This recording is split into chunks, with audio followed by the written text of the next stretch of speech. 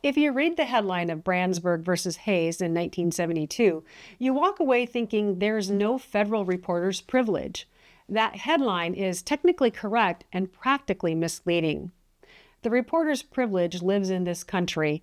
It just lives in a strange place. Let me show you. Branzburg combined three cases, three different reporters, three different grand jury subpoenas. Earl Caldwell of the New York Times had been covering the Black Panthers.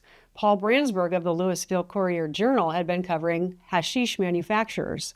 Paul Pappas of WTEV had been covering the Black Panthers in Massachusetts. All three were called to testify before a court to give their sources.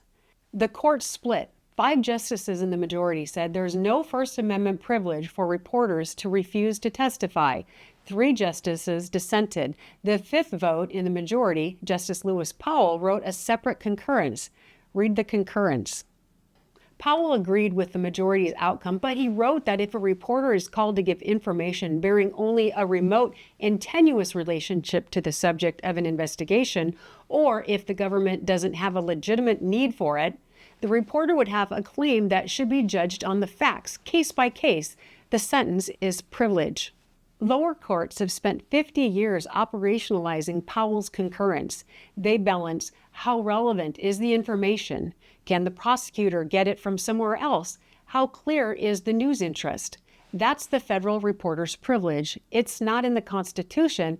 It's in a 3-paragraph concurrence by one justice in a case the press technically lost. Then states stepped in.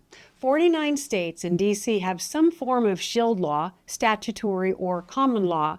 The patchwork is what protects reporters in most actual cases. Nebraska has one, so does Iowa, so does New York. The Press Act would federalize a version of this. It's been introduced multiple times. It hasn't passed. When you brief Branzburg this week, brief the concurrence. That's where the doctrine actually sits. Discussion prompt is up.